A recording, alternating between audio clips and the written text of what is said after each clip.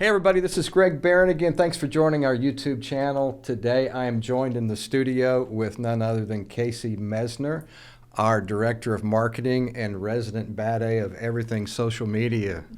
Thanks for joining us, Casey. And today we're going to talk about 5 things I don't do when investing in real estate, and you're going to want to stay tuned to the very end. So the first don't is don't get too emotional. That seems easier said than done. How exactly do you not get emotional when it comes to money? Well, I have to say that this one is one of the hardest things to do. And one of the things that I remember is I have to run this like I do my other businesses. And those that are starting and entering into it, or those that are seasoned into it, have to remember it has to be a business structure. So in investing or in business, you have to treat it like a business.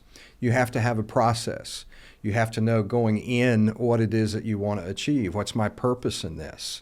So I do have some things that keep me grounded to make sure I take my emotion out of things and view it as a business and not try to make a deal just for the sake of making a deal.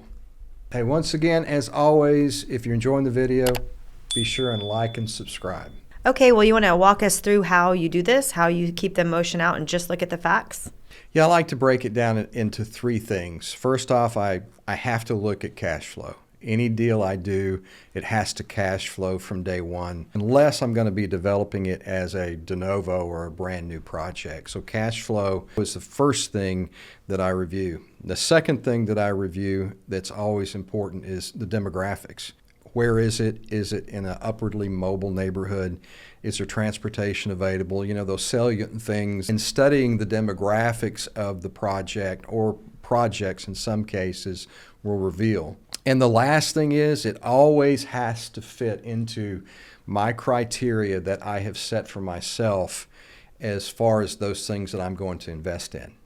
So what are some of your personal criterias that you have for yourself? Is it the same for every project, or does it vary?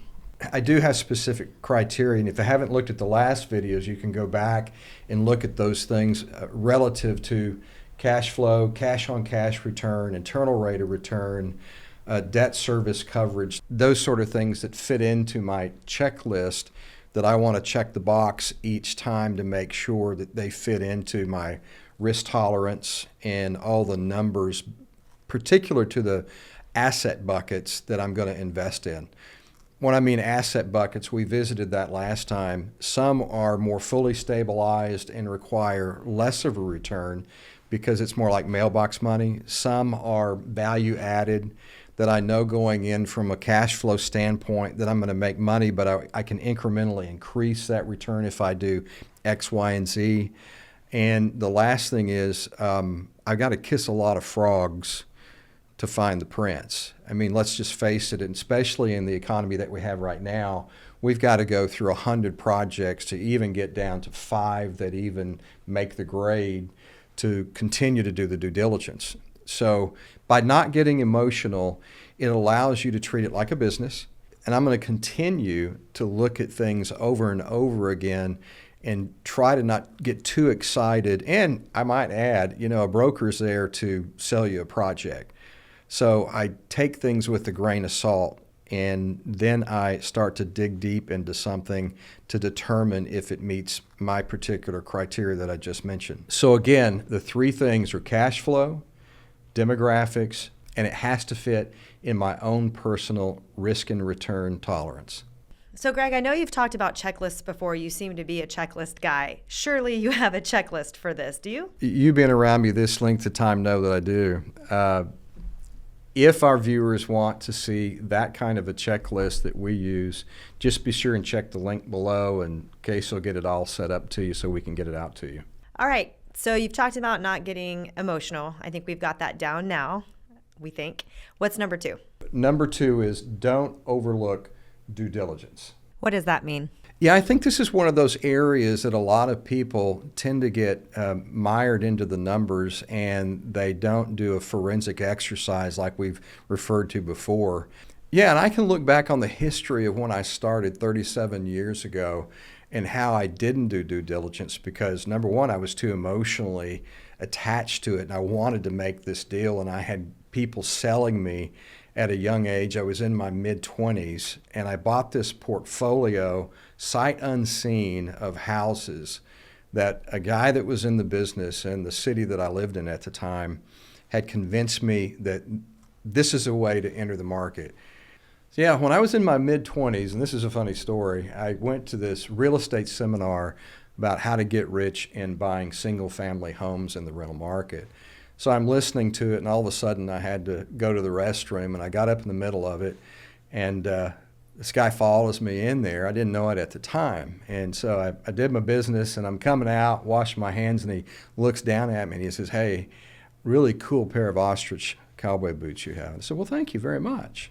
I should have known at that point just to walk out. And then he says, "Are you interested in buying some real estate?" And I said, "Well, actually, I am. You know, I'm in my mid-20s, and I want to start building my wealth." And he says, "Well, you know, I might be able to help you. I've got about 100 properties myself, and I'm always buying and selling. And so maybe you can come see me." That started the hook for me, and I ended up visiting with him. And I looked at this portfolio of houses that he had, sight unseen. There was about 5 of them, and he convinces me at the time, "You won't have to put any money down." That should have been the second thing that gave me pause, but it didn't. And I can introduce you to a banker that'll probably finance the whole thing. I can get an appraisal that will appraise more than for what they are. That was the third red flag. So he's convincing me that I don't have to go look at the properties. I can get 100% financing. He can get me an appraisal that's more than the house is worth, and he's got a banker that'll do it all for me. So at that time, I'm breaking all the rules of doing due diligence. Not only am I getting emotional about it, but I also am not even going to look at the properties because he's convincing me, because I have great looking boots, that this is what I can get into. We wrote contracts on each of them. I think there were 5 of them, and at that point in time they were, now this was back in the 80s. This is at a time when appraisals were made as instructed. This is at a time when bankers were freely lending money. So I wrote contracts. I went to the bank. The banker leans back and he says, "Yeah, we can do that deal. All I need is an appraisal." I said, "Oh, I've got an appraisal." I gave him the appraisal. It appraised for 10 or 15% more. He said, "Yeah, I can loan you based upon the appraisal." So I didn't have any money in these, and I'd never seen the properties. The problem was I bought them, and then I went and looked at them. Now you're going to say, that's just freaking crazy. But that's actually how I entered into the business. I bought 5 houses, and I never stepped foot in them because I took it on good faith from somebody that sounded really trustworthy that this would be a great deal. So I'm breaking all my rules initially. So you wonder, why do you have these 5 rules? It's because I failed miserably in the past. Okay, so how did that work out for you? At that point, when I went to the first house and knocked on the door, when they opened it, I saw roaches that were crawling out from underneath the rug. It was absolutely the worst deal that I've ever made still in the history of my life. And that's why I've come up with these rules that I have as don'ts for investing. The second house I went to was equally as bad. It had structural problems. So when I say don't overlook due diligence, one of the first things prior to buying anything is go down through a checklist of issues that you want to review that will confirm that which a broker is telling you is a part of the sales process. Number 1, does it have roaches? Okay, Greg, why is 0% bad? I see it all the time. Well, think of it this way. Let me give you a car analogy. When you go into a car lot and they say no money down, and usually it's somebody that either doesn't have the money or doesn't have the credit. And if that's the case, they're going to add to the purchase value, and maybe they're going to finance it, but you're still 100% leveraging it.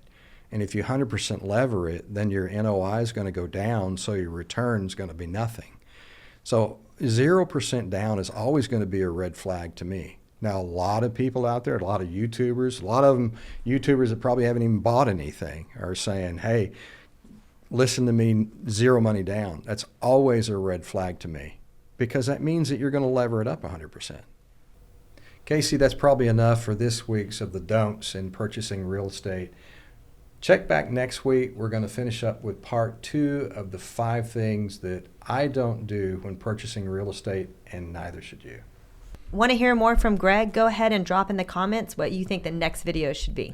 We'd also like to hear from you guys. What are some things in your experience that you now don't do? Drop them in the comments so other people can see it. As always, thanks again for joining us, and remember, educate, evaluate, so you can ultimately execute to increase your own personal wealth. See you soon.